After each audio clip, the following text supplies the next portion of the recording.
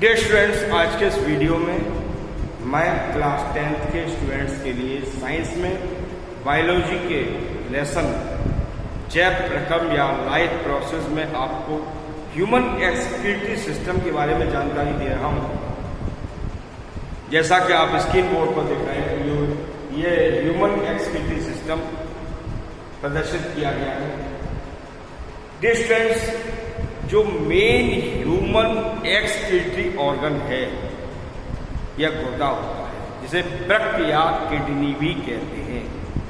देखिए, ये किडनी या वृक्क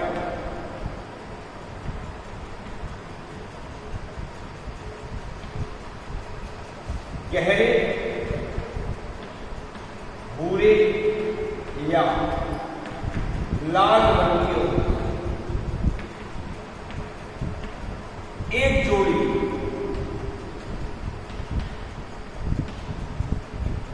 उदर गुहा में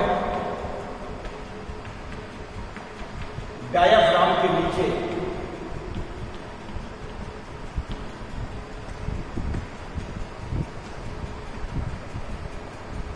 पृष्ठतल की ओर,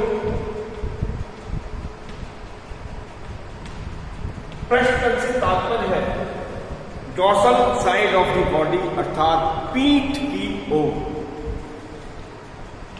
कशेरुकदंड के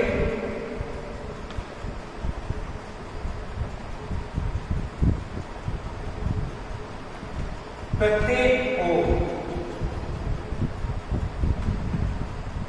एक पाई जाती है।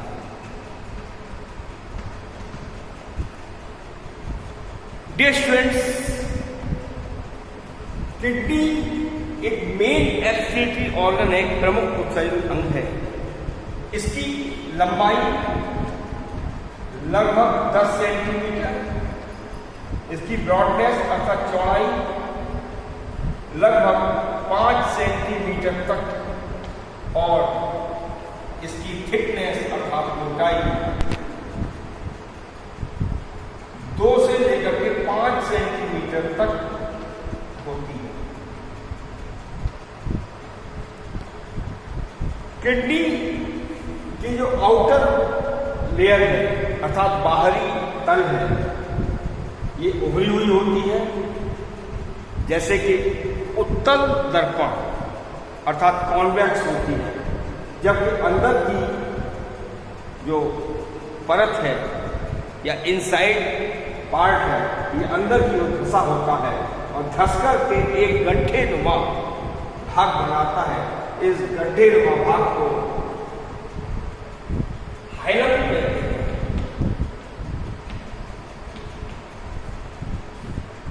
जबकि प्रत्येक किडनी के ऊपर एक हल्के पीले रंग की ग्रंथि पाई जाती है। इस ग्रंथि को एड्रीनल ग्लैंड या अधिवक्र ग्रंथि भी कहते हैं। यह एक एंडोक्राइन ग्लैंड है। इस ग्रंथि के द्वारा हार्मोन स्रावित होता है, जो रक्त के माध्यम से शरीर के आवश्यक भागों में पहुंचता है। डियर स्टूडेंट्स, किडनी में पित्त वाले भाग से 2 वाहिनियां ब्लड वेसल्स प्रवेश करती हुई दिखाई देती हैं। इनमें से एक वाहिनी ब्लड को गुर्दे में पहुंचाती है और दूसरी वाहिनी ब्लड को गुर्दे से बाहर लाती है। जो वाहिनी गुर्दे में रक्त को ले जाती है यह रक्त धमनी या रीनल आर्टरी कहलाती है, जबकि रक्त सिरा रीनल वेन यहां से रक्त को बाहर लाती है, जिसे रक्त सिरा कहते हैं। डियर स्टूडेंट्स, यदि हम गुर्दे की लंब काट का अध्ययन करें तो आपको इस तरह की रचना दिखाई देगी, जैसा कि ये स्क्रीन बोर्ड पर साझा किया गया है। एलएस ऑफ किडनी, ये गुर्दे की लंब काट का फिगर आपको शो किया गया है। यदि हम इसकी लंब काट को देखें तो हमें इसमें 2 भाग दिखाई देते हैं। एक आउटर पार्ट जो आप देख रहे हैं, ये कार्टेक्स कहलाता है, और अंदर का भाग जो आप ये देख रहे हैं ये मेड्यूला कहलाता है। इस कार्टेक्स वाले भाग में 8 से लेकर के 15 लाख महीन पतली पतली वाहिनियां पाई जाती हैं। इन महीन पतली पतली वाहिनियों को नेफ्रॉन या रक्त नलिकाएं कहते हैं, जो गुर्दे में फिल्टर का काम करती हैं। अर्थात गुर्दे के अंदर जो ब्लड आता है उसका फिल्ट्रेशन होता है और वह फिल्ट्रेशन प्रोसेस है इसी कार्टेक्स रीजन के अंदर पाई जाने वाली जो रक्त नलिकाएं हैं, नेफ्रॉन हैं, के द्वारा किया जाता है। मेडुला वाले भाग में कुछ त्रिभुजाकार उभार दिखाई देते हैं। इन त्रिभुजाकार उभारों को पिरामिड कहते हैं। इनकी संख्या लगभग 8 से लेकर के 15 तक और इनका अंदर की ओर जो भाग पाया जाता है ये लघु कैलिक्स या माइनर कैलिक्स कहलाता है।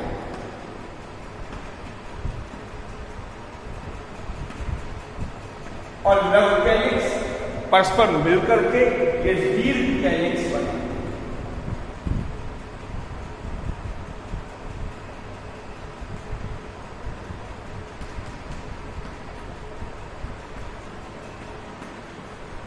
जबकि ये पिरामिड या त्रिभुजाकार उभार जो आपको दिखाई दे रहे हैं ये अंदर की धसका के एक फनल से एक कीप नुमा रचना बनाते हैं। इस कीप नुमा रचना को पेल्विस कहते हैं।